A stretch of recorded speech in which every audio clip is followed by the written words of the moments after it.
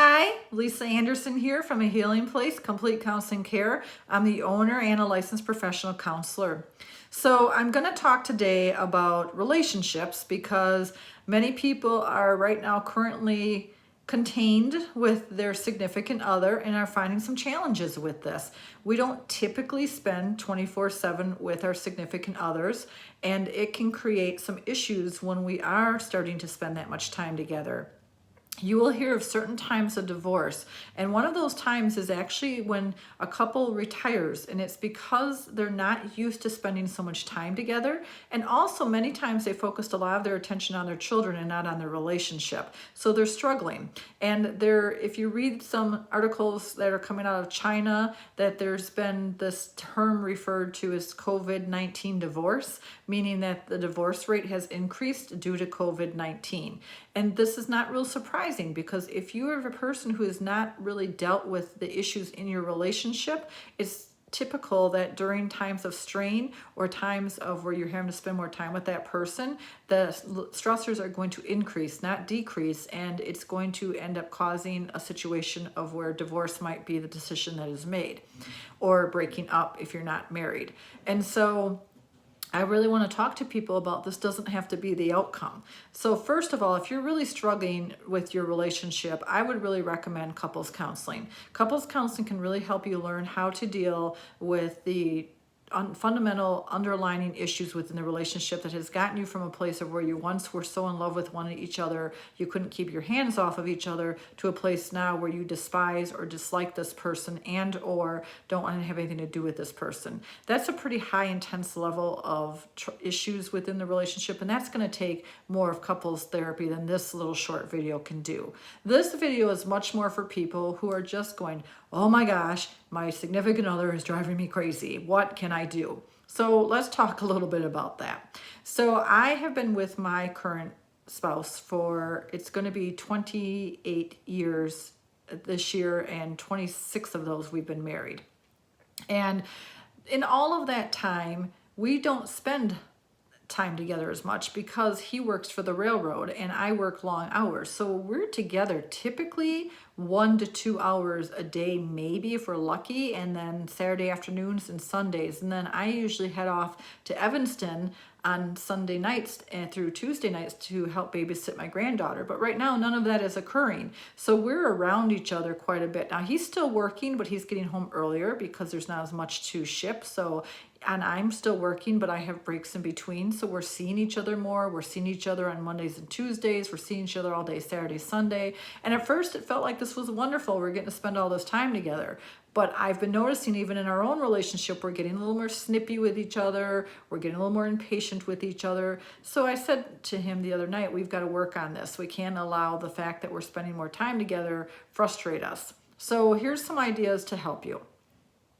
The first thing is you do still need separate time. You can't be with someone 24/7. You are an individual. You have your own likes. You have your own dislikes. So you need to give yourself some time. So if you like to go work out, and I know you can't necessarily go to a fitness gym, but still go find some time to do something by yourself. If it's a jog, a walk, if you go down into another room and do push-ups, sit-ups, crunches, something, but give yourself an hour of time just to get away and do your workout if that's something you typically do. If you're working from home, make sure that you create work hour structure for yourself. So if your day starts at 8 a.m., it still starts at 8 a.m. Lunch is at noon and you're done at 5. Now, if you're trying to take care of children in the middle of this could upset the flow a little bit, but keep that structure because you would typically be at work. Your spouse or significant other wouldn't necessarily have you right there for them. So you need to give them, help them understand you're still at work and you can't be disturbed, just like you couldn't be disturbed when you were actually at your physical office. Another thing that you want to make sure you're doing is that you are trying to find laughter in all of this, watching funny videos, watching funny movies. Those are really good things for couples to do to help get their mind off, especially if there's financial issues and pressures with that. But laughing is got so much research behind it as a way to reduce tension and anxiety and bring a couple closer. You want to make sure you're still doing some kind of date night. Now I know that can be hard because you got kids around and you can't necessarily leave the house, but if you got older kids, ask them to go to their room for a few hours so that you guys can sit at the table and have a romantic dinner. Go take a romantic walk for just the two of you. You want to make sure, or when in the evening when everyone else is in bed, I'm not necessarily saying you have to have sex, even though I'm sure most men would appreciate that. I'm saying you need to have intimacy. So this is a good time to snuggle. It's a good time to talk about your worries with each other. It's a good time to remind each other of what's important about that. I try to let my husband know as much as I can the things that I appreciate about him, and try to let him know how much I really love him. And because of that, we stay connected. So even though we're getting a little on each other's nerves, we always have that underlining we love one another.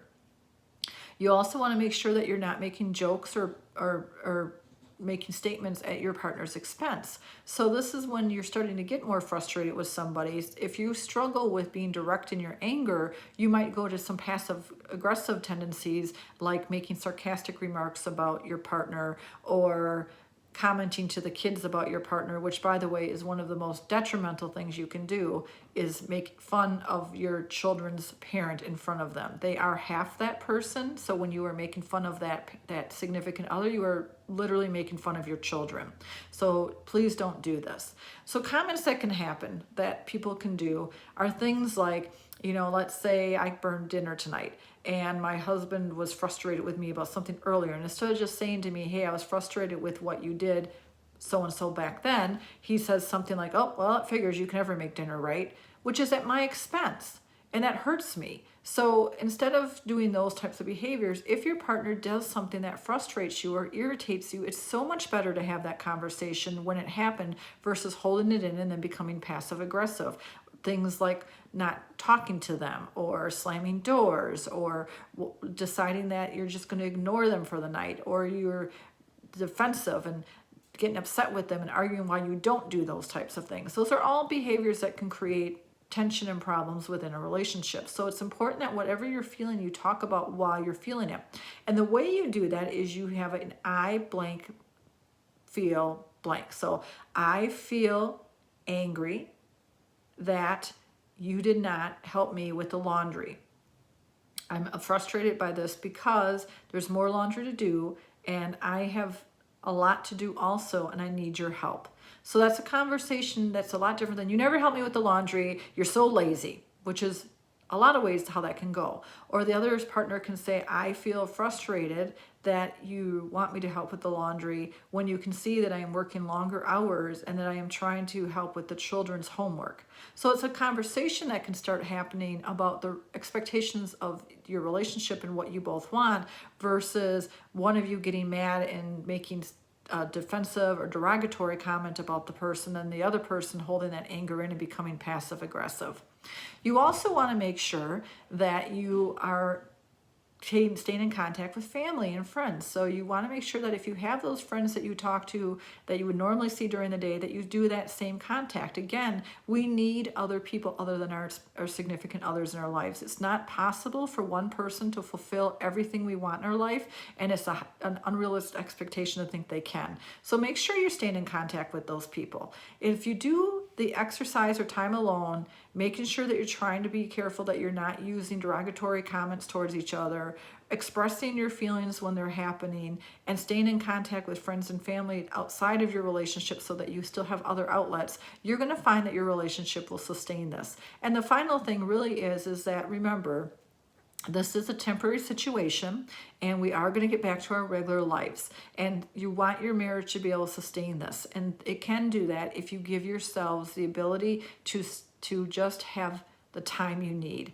And once we get back to our regular lives, take time to appreciate the fact that you really got to spend this time with your significant other, because this isn't something we're oftentimes afforded or allowed to do, and it actually can be quite a great blessing.